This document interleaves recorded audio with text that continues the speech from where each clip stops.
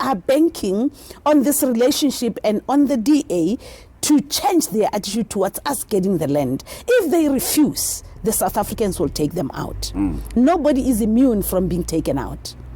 Yeah. They said ANC will rule till Jesus comes. This current generation is not relational. They relate with gadgets. They relate with televisions and their phones. Fights between tradition and religion, or Christianity in particular.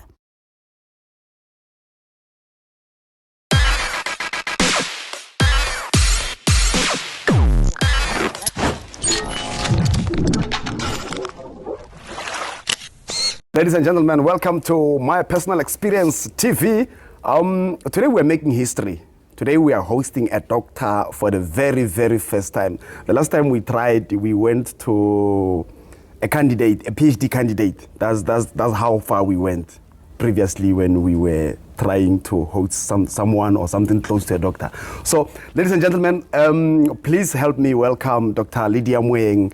I think most of you know her or know what she does and all those things. Doc, welcome to My Personal Experience TV. Thank you so much, and thank you for giving me this opportunity to come and share my experiences and my personal life with you. I'm really honored. Okay, before we get into issues, Doc,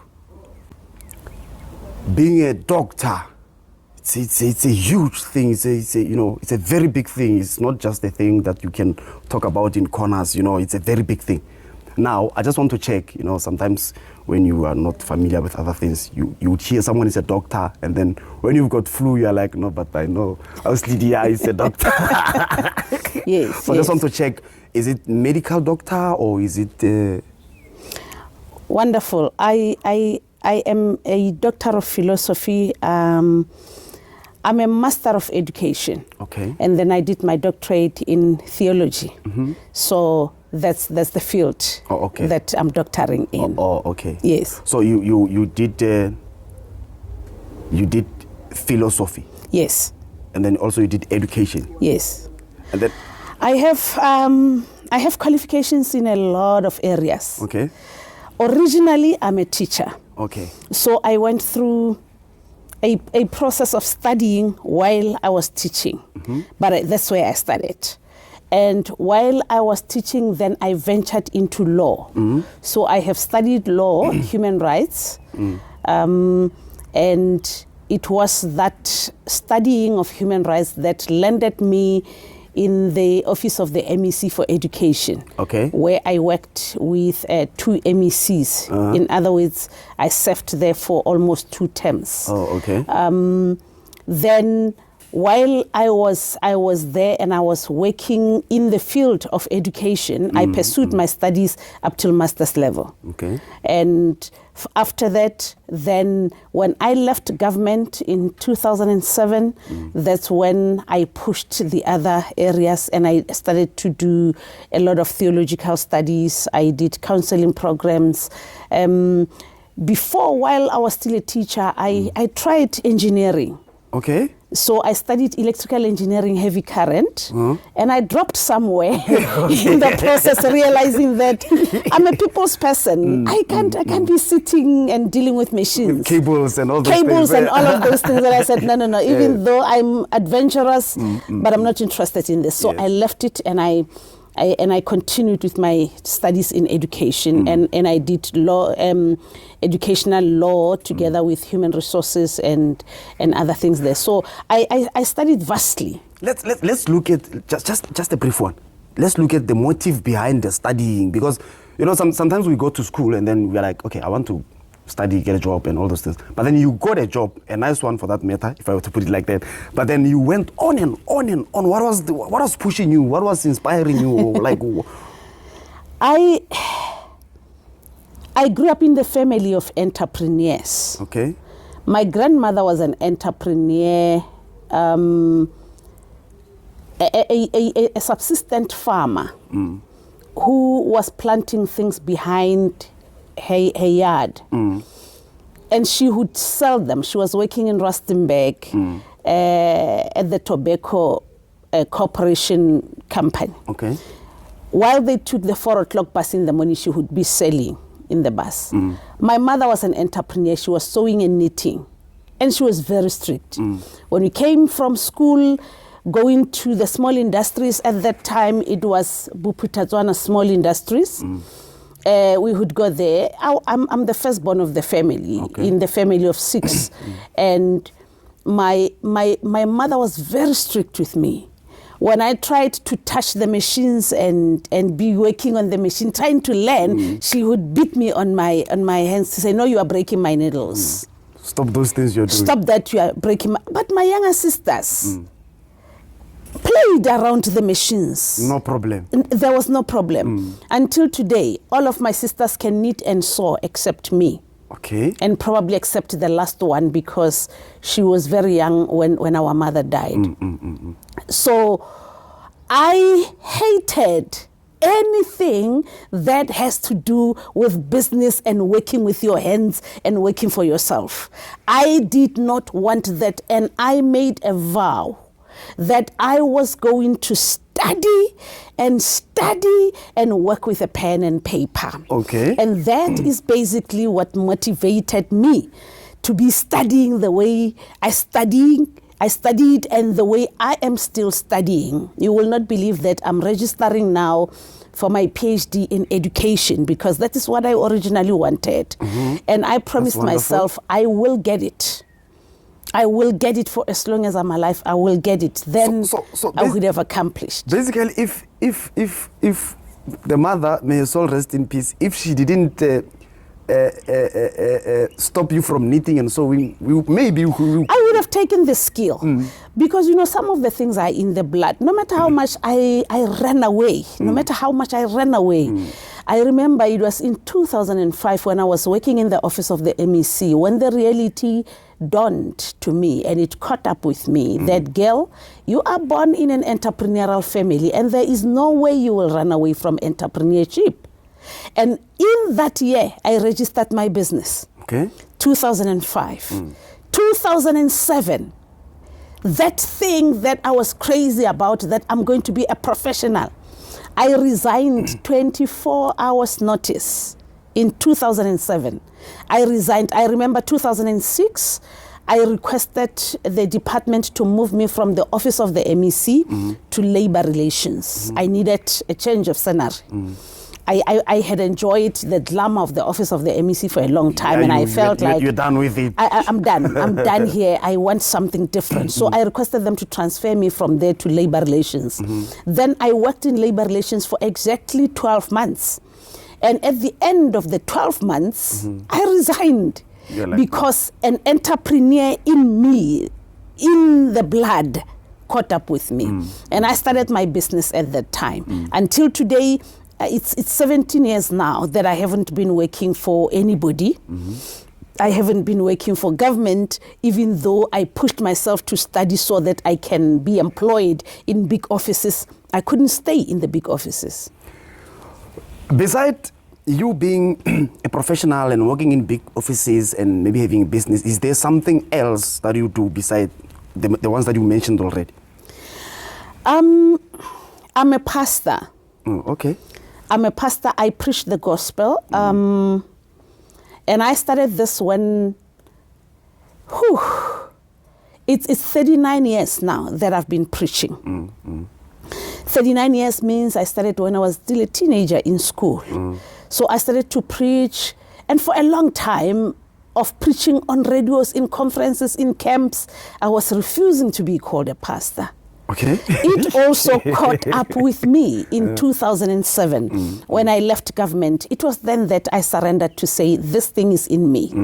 So let me accept that I'm in that field. So I started to formalize it as a career, as a calling. I started to formalize it then, and I continued to preach.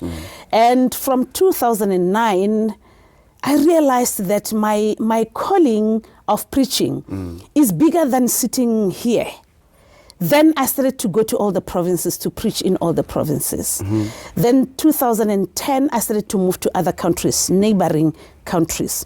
By 2018, I had done 15 countries, from Southern Africa to East Africa, and a little bit of West Africa. And then preaching and teaching. Okay. The teaching, because that's what I trained for. I have never left it. You couple it with the... I couple it with pastoring, but also in business. So from 2021 until now in 2004, I have preached in these 2.5 years or 3 years in 30 countries. But besides that, I have always facilitated training for other businesses and for universities. I have facilitated training for National School of Government, which works with all government departments. So I have offered training from the lowest to the lowest person in government, the cleaners. I have trained the cleaners until the head of department, both provincially, in the municipalities and nationally. I do not remember if there could be any single government department that I have not penetrated with training. So I'm a trainer at heart. So I believe that that's who I am. But this also extended. As I was training, as I was preaching, as I was teaching, I moved into writing of books. So I'm an author and I'm a publisher. Okay. So to this point, I have written my own books, 60 of them. 60, like 60? 60, yes. Oh, is it? that's very nice. That's beautiful. Yeah. But I just want to check, is it the books like that talk about maybe life generally, or maybe they are into Bible stuff, and what is it about what you do, or do you write about? I write about everything. I write about everything. I have spoken about love. I've spoken to women. I've spoken to young people. I have spoken about business. And the majority of my books, yes, will be inspirational and motivational. But I have also written for schools, general things about the things that are trending, like mental health issues. I think I've got 2 or 3 books that deal with mental health issues, where I am exposing people to the realities of mental illnesses, because sometimes you think you are mentally well when you're not. And I always say to people, you are not mentally well until proven mentally well. We are... the social workers and the medical doctors do not want us to say people are mad. But speaking from a layman's perspective, I would say you are mad until you are proven not. Because mental health is one of the difficulties that many people go through. So I write about that. I have written poetry as well. And I write in my language, Setswana, and in English. Yeah. You mentioned youth. So before we go to, I'm going to ask you some questions about young people, but before you go there, I just want to get your take in terms of Christianity and tradition. In my view, I would say there's a point where some, not all of them, some Christians are tend to undermine the traditional side of life. So I don't know, what's your take in that part? Okay, that's a very interesting question, because I'm a Christian and I'm a very serious one. Yes. The truth is the issue of ignorance. There are instances where, because of ignorance, there would be fights between tradition and religion, or Christianity in particular. And there are bones of contention. The spiritual world is very big. It's very big, where you find that people are controlled by certain spirits that you find operating, camouflaging into culture or tradition. Now, when, let me give you a quick example and say, personally, I believe that as Africans, we have lost out a lot on utilization of certain medicines, for example, that are very good, that we rejected thinking they are purely traditional medicines when we could have used them because they are given to us by God. But what we could have rejected is the spirits that are surrounding the use of those medicines, because you find people going through processes of being tortured by the spirits, which are not traditional. So we still need a lot of learning between tradition and religion, or between tradition and Christianity. There are good things in both that we need to just embrace one another and work together in there. Yeah, but separate the religion and tradition from the spirits. Okay, just one last piece, then we will move. I just want to be personal with you. Is it okay? It's okay. Do you consult? Do you go to a traditional healer and consult? No, I don't. Do you use traditional medicines? Those that I can find for myself, yes, I use. Okay. Yeah.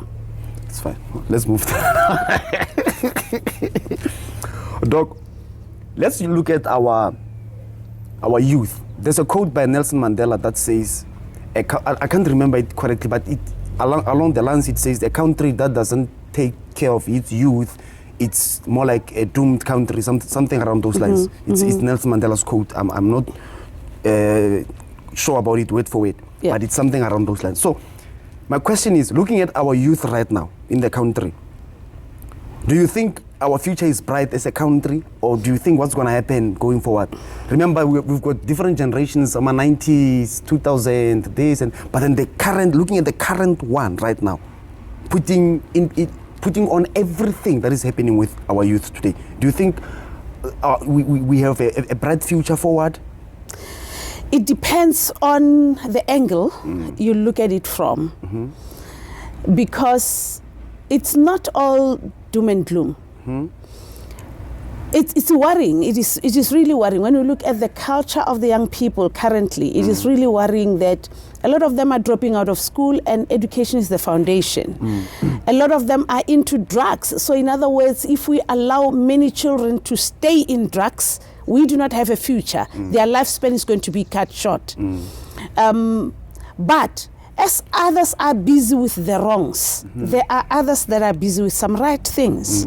So in any generation, there will be both of these environments where you find some doing well and some doing extremely bad. So I believe in the future. We have a future. We're talking technology now. The only thing that could be worrying me extremely is the issue of relationships, because this current generation is not relational. They relate with gadgets. They relate with televisions and their phones. They relate with people abroad, people somewhere on the social media that they do not see. So person-to-person relationship is a huge problem. It's a huge problem. So that is why it's very important that we need to begin to do certain things that will return children to people.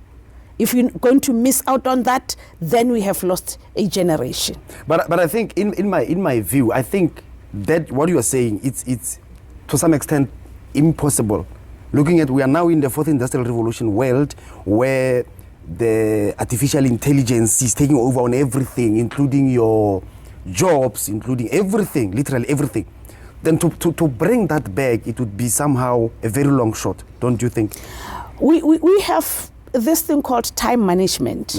I believe it's a matter of managing time. Because in the 24 hours that God gives us every day, we've got 8 hours of doing life, going to school or going to work. Then we've got 8 hours of sleeping. Then we've got this other 8 hours where we can do all the other things that we want to do. And I believe it is this other 8 hours that is underutilized or that is abused, where we could expose children to social life. What do I mean? When we were going to school, after school we had a time for extramural activities. We need to go back there because that is where you learn to be social. We need to go back to the time when children in schools used to have choir practices, and they would go for competitions. We need to create opportunities where children will play together. The more time children have playing, not getting home, being locked inside the home and not going anywhere else, being forced to be in front of a gadget. We need to begin to socialize our children better than we are doing currently, thinking we are protecting them. We are protecting them from humans. We are exposing them to the technology that corrupts them worse. So we need to balance this. If we can bring back the social aspect into the lives of these children in the presence and in the midst of the fourth industrial revolution of technology, we will get our children right. And I believe it's possible. So in closing, you're saying our future is still there. I'm hopeful. I'm still very hopeful that we still have a future. Remember, in 19-something, we had typewriters. And people were afraid of the typewriters. Then computers were introduced, and people were afraid of computers. Then laptops and palm tops and all of these different developing technologies were introduced. Now cell phones are introduced, and they are transforming from time to time, becoming different in so many ways. And we're still producing great people. We're still producing powerful people. So it's a matter of a season. There was a time when we did not use fork and knife, but there was life. There was a time when we did not go to restaurants, but there was life. So there will be life in every generation's life. So I remain hopeful that in the midst of all of these things that are shocking us, we're going to get the best of young people out of it. If it was according to you, Doc, we would have former Chief Justice Moeng as a president, right? Yes, definitely. So I know you're a big fan. You. I don't know what is that about him, because if I look closely into your work, you like him. You like his work, or you like how he does things. So one of the things that make a leader is the issue of independent thinking and integrity. That man, from where I'm sitting, is a man of integrity. And he's a selfless man in the sense that he would not only consider what is good for him, but what is good for the broader nation of South Africa. So for me, he would make a great president of this country if given an opportunity, because him out of the millions of others, he still thinks about the people of South Africa. When you look at a man like him standing and speaking his mind against a president at a particular given time, not worried that I might lose my job, not worried that this one put me in or this one put me in. You see selflessness, and that is what we need in a leader. So yes, I like he was offered, you will correct me, he was offered 600 million by some, I don't know, from outside the country to try and capture the judiciary and all those things. Then he exposed that. Yeah, for that, even myself, I respect him for that. That's integrity. That's called integrity. Yeah. I think I agree with you on that one. Yeah. Now let's go to the GNU. What do you think of the GNU? Do you think it's going to work or not? GNU is a very young baby, is an infant. It's a trial and error kind of.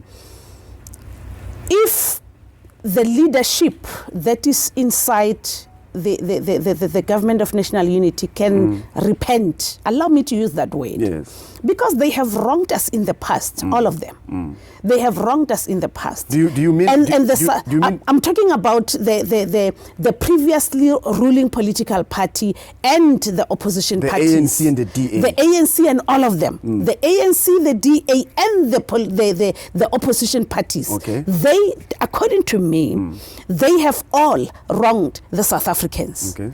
I will tell you why.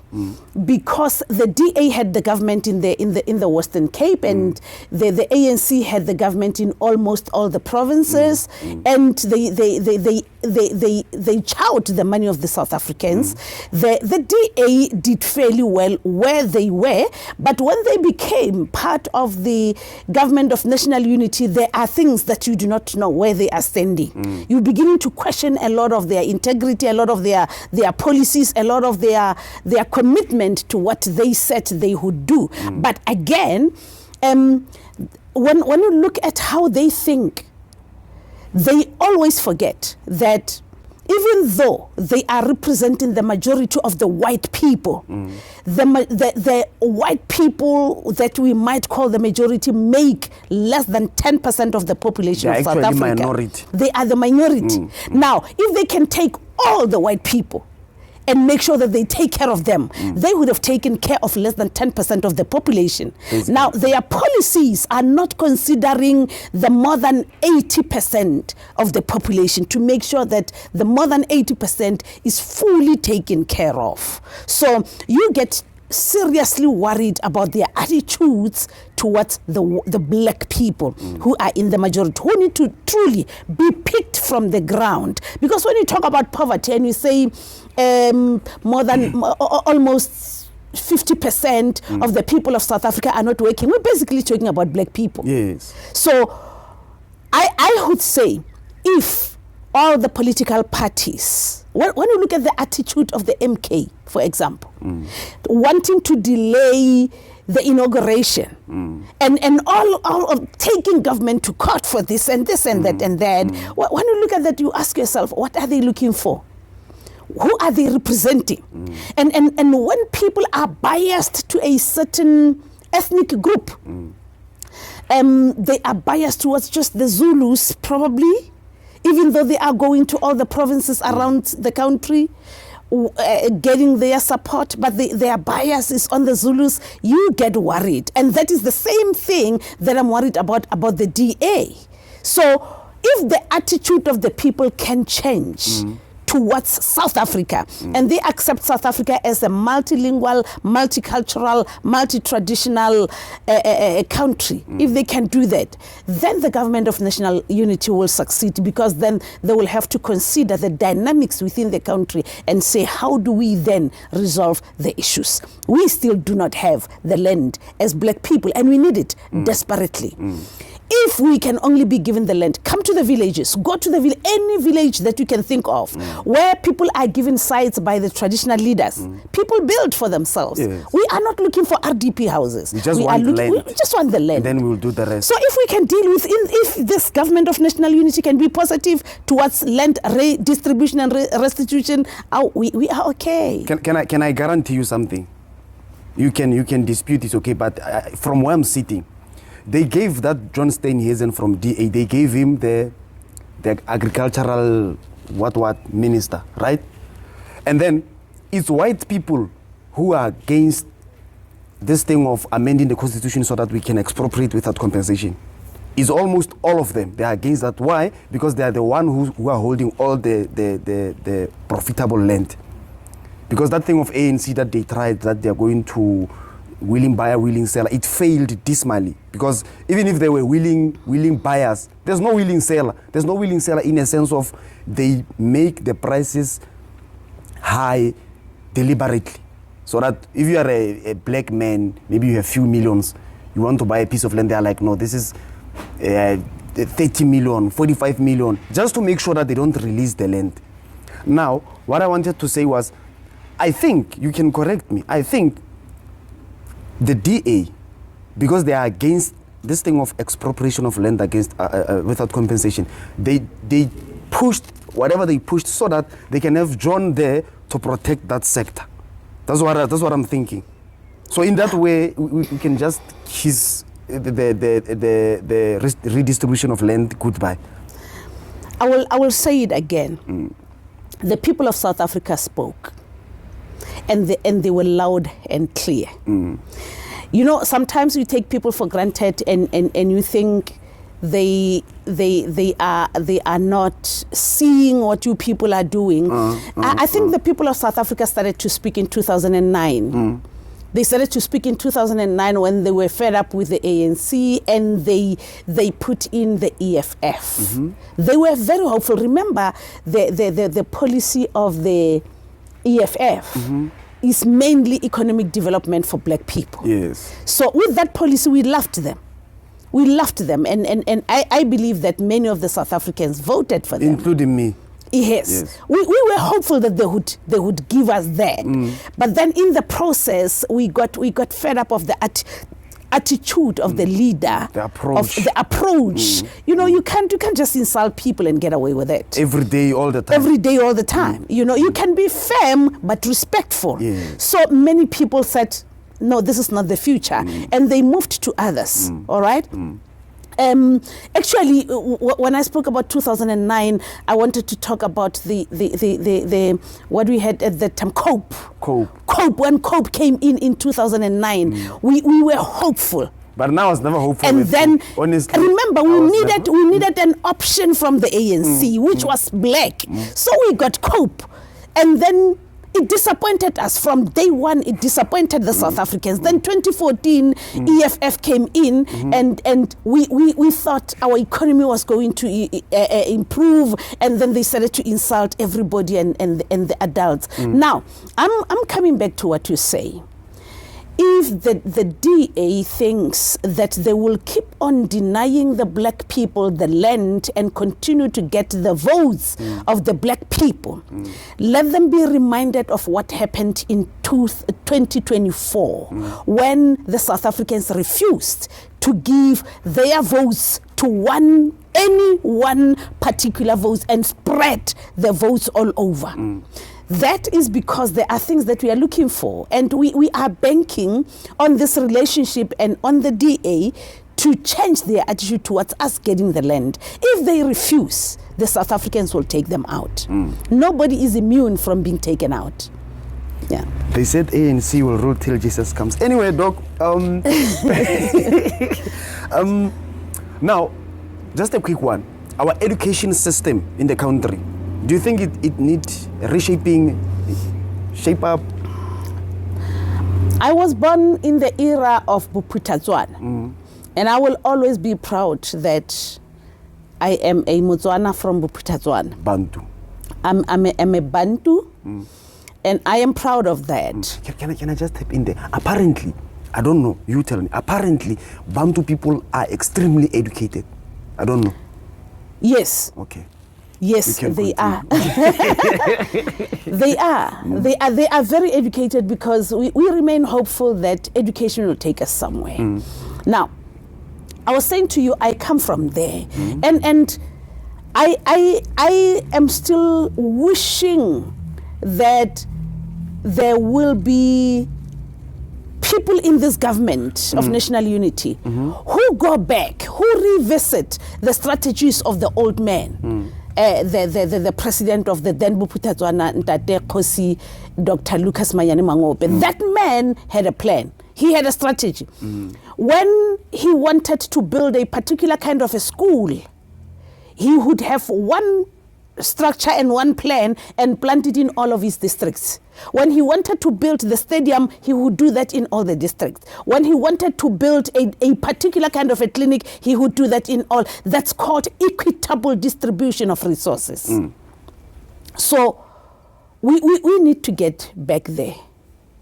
We need to rethink government in that particular way. If we are not going to do it that way, it's going to be a struggle. We are going to have a problem going forward. We are going to have a very serious problem. So I think that the learning, you can never throw away the good things. There are good practices that must always be followed. In closing of the country's problems, the politics, education and everything, one question in closing. Do you think we are ready as a country for a female president? More than ready. Okay. I believe we are ready, and I think we need the female president. There is a saying that says, behind every successful man, there's a woman. And to a greater extent, just look around you, look around where you are. Many of the children, many of the people have been produced by women. When you educate a woman, you educate the entire village or the entire community. Women are naturally not selfish people, for as long as they do not succumb to sabotage.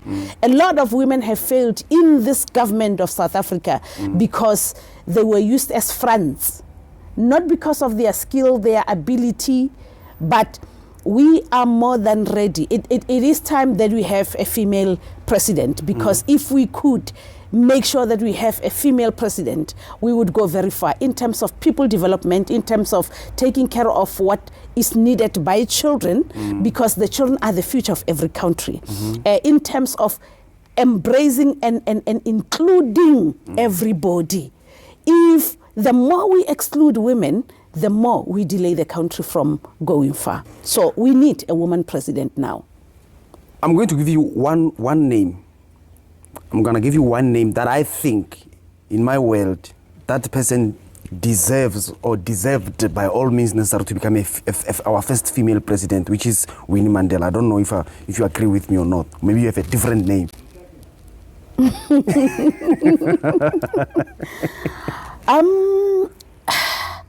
I will not say yes or I will not say no to Winnie. Remember, the eras are different. We are 30 years into democracy now. Yes. Winnie, allow me to say, Winnie, like the ANC, were fighters for liberation. All right? Now, I love the attitude of Mandela. He fought for liberation. And when he had liberated the people of South Africa, he released himself and he stood on the side. That is the work of a transformational leader. The work of a transformational leader is not to govern or to manage the systems. The work of a transformational leader is to bring transformation which was not there. And when it is done, they must hand it over into the hands of people who can now do proper management, who can now do proper economic development and things like. Winnie is a transformational leader. The work of Winnie was to take us and push us from or grab us or drag us out of apartheid. So I believe that she has done her work. May her soul rest in peace. Now, it is the time for new blood, the blood of the strategists. The strategists who will think economy, not just your freedom from the place to there. And I'm not saying she was thinking that, but I'm saying we are looking for people who can now say, we've got the country, but we still don't have the land. We've got the country, but we still don't have the money. The money is in the hands of the 10 people. How do we take the money from the hands of the 10% of the people to the 90%? So we need people who will be economists, people who will be strategists, and people who will be focusing on making sure that children go to school more than they ban the schools. These producers are going to kill me because I'm going on and on this issue. But I just want to ask one last question, then we'll move. One last question, then we'll move on this issue. A lot of people, more especially politicians, they believe Mandela sold out. That's what they believe. That's what they say. That's what they, in terms of the land, in terms of redistribution of wealth and all the strategic means of economy, they're still in the hands of white people. So a lot of people politicians believe that Mandela didn't do what was expected of him. He sold out the revolution to some extent. I don't know what's your take on that. When people are sitting in the stadium and they are watching you on the stage, everybody will find faults with you. Okay. There is no worker that does not have errors. No worker that does not have errors. Mandela was in a serious predicament. Whether he sold out or not, for me, it doesn't matter anymore. He did the South Africans the best that he could. When you liberate people from the apartheid regime and you bring them to their freedom. They don't have money. They do not know what governance is. For years, they have been oppressed. They don't know what freedom means. There is a lot of things that you need to sell in order to bring them on board. Now, if Mandela might have sold anything, it was for the betterment of the people of South Africa. And there is no way we could be where we are. For example, in 1993, when things started, and we moved to 1994, there was bloodshed. Every black South African was waiting for the word from Mandela that says, kill the Boer. We were waiting for that. And his word would have destroyed all the white people. But then he became wise and he said, these people have administration, these people have money, these people have skills, these people have experience. Let's incorporate them. I believe that was wisdom at its best, to say, let's not revenge, because South Africa will never heal from that. So I salute him, irrespective of his flaws. There is no perfect person. There is no perfect leader. We have to sell even ourselves somewhere in order for us to get what we want. Yeah. Okay, no, I hear you, Doc. Now, we're going to the final and the last piece of the episode, of the podcast. So this is, I'm going to ask you 5 funny questions. It's called My Personal Experience Gets Personal. So, I think you're going to like the questions. Am I allowed to say I will like that to pass? No. You're not allowed to say that. You must answer the questions to the best of your ability. Okay. They are funny questions, though they are somehow personal, but they're very funny. So, here's number 1. What's the funniest excuse you've ever made to get out of trouble? Yo. My challenge is that I'm not an excuse person. I don't, getting into trouble, I never run away from it. Okay. The second one is, what's your favorite time of the year and why? Favorite time of the year? I think it's December, when I get to rest a bit. Okay. My life is very hectic. Okay. So when I get to have 2 weeks of real rest, that's December. Okay. Yeah. Oh, okay. Number 3, what do you think is the meaning of life? Life is for living. And take it as it comes. Because it will always throw you into the deep. And if you can't swim, you will die in it. So life is about living and let others live. Yeah. Okay, the 4th one, which is more important to you, money or work, and why? Work is more important to me because work makes money. Money is fluid. One of the books that I wrote is titled Understanding the Character of Money. Okay. Money is fluid. Today you have 100,000, and in 10 minutes after sitting in front of your computer or your phone, the 100,000 is gone. It's gone. So money is not important to me, but work is important. Out of any kind of work, you can produce money. Whatever amount of money that you want, you can produce it. So it's work over money. Yes, it's work over money, because look at the people who win lottery. After they have won it, they go on holiday and they finish the money. Then it's I blew it. Then, yeah, it's I blew it. So for me, work is more important, because work is life. When we were created, the first instruction that we were given by God is go and work the land. The land will produce wealth for you. Then they took the land. Anyway, the last question is, what is that one talent that you wish you had? The one talent that you wish you had? Hey.